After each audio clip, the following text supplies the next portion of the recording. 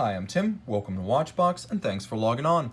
If you love this watch, email me, tmosso at thewatchbox.com. It's in the description below, the purchase and pricing email question line for buying this or any watch you see here on Watchbox Reviews. Email tmosso at thewatchbox.com. And today we're discussing a model launched in 2012. In the form you see here, this is the Rolex Oyster Perpetual Yacht-Master, 116622 platinum bezel and 904L stainless steel case. Rolex makes every part of this watch 40 millimeters in diameter. The watch is also wonderfully slender for a 100-meter water-resistant automatic sports watch at 11.5 millimeters thick, 47.5 millimeters lug-to-lug, but if you include the solid end links of the bracelet, that is link-to-link across the wrist, the watch is a substantial 50 millimeters, but still quite wearable, as the case form is nicely sculpted, contoured, and seemingly designed to wrap around a smaller wrist.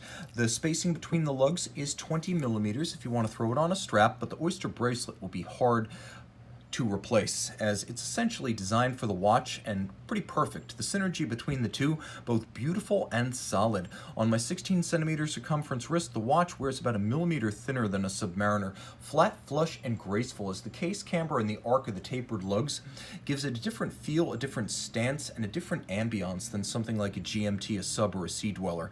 Recommended with a cuff. It's a nice flat, flush fit that'll slide underneath a dress sleeve, even formal attire. Let's take a look at the bracelet. I mentioned the Oyster bracelet. The case and the Oyster bracelet made by Rolex. Rolex makes all of its case, bracelet, and clasp parts, as well as its own alloy, and the alloy is 904L steel. Its distinction is that it will not need to be cleaned after exiting salt water, as it is so anti-corrosive that it can withstand everything from chlorine to salt to pollution without discoloring or corroding. Polished centers, polished outer face, satin shoulders. You can see there are screws which are used to fix the removable links on both sides. Then you have a polished internal, which signifies a flagship model at Rolex. It won't be finished internally if it's not. And then there's a double lock. You can see there's a beak and a hook, and the lift lock system locks first, and then the clamshell locks second. There's a little kerf so you can dig in your fingernail underneath the clamshell, and you pop everything open by lifting the lift lock trigger. Internally, there's the Easy Link 5 millimeter adjustment. Take in, take out. It's the equivalent of adding or removing one sizable link. And then there are 3 divots drilled internally. You can even see the little tracks leading into the divots. 3 different anchoring points for restationing your bracelet. That allows you to size 3 different ways, 3 degrees of adjustment: Easy Link, removable links, and the divots. The case is graceful, handsome, and fairly rare, as the Datejust, the Daytona, the Yacht-Master, and the Date-8 are really the last bastion of traditional Rolex case design, fluid, compound curved with handsome rounded sides and tapered narrow lugs. This is a dying breed in the Rolex catalog, but elegant, graceful, and welcome. Triplock crown in steel, symmetrical, 3 dots, that's how you know. And the triplock generally on the 300 meter and up watches, so though this watch is rated to 100, I'm willing to bet it's more. Platinum bezel, bidirectional rotating, because it's not a dive bezel, it's a yachtsman's bezel.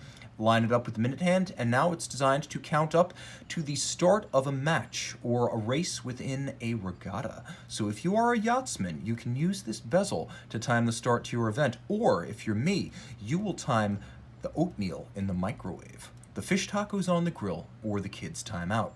White gold applique indices, chromolite lume, sunburst blue dial of extraordinary color and character, and you can see a few shocks of red, the red varnished seconds hand being my favorite detail, white print, white gold hands, as well as indices to resist tarnish and oxidation over time, and then the Cyclops eye magnifier with the date. Screw the crown out, because it is a screw-down crown, pull it all the way out, and you hack or stop the seconds.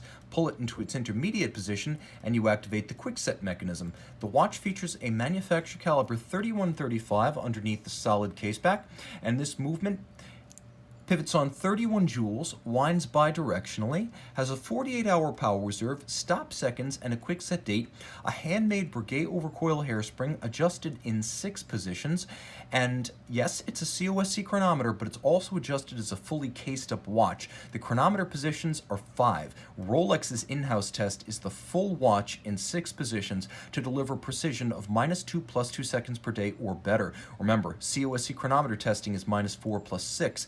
the watch does feature a full balance bridge with a free-sprung index for shock resistance, which is important to the longevity and performance of your watch, and the hairspring, which is made by hand, is of a niobium zirconium blue oxidized alloy Rolex calls Parachrom Blue that is highly anti-magnetic.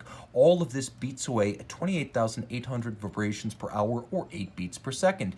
Email tmosso at thewatchbox.com for purchase and pricing details of this Rolex Platinum and Steel Yacht-Master. And we are back with the Blue Dial Rolex Yacht-Master by night.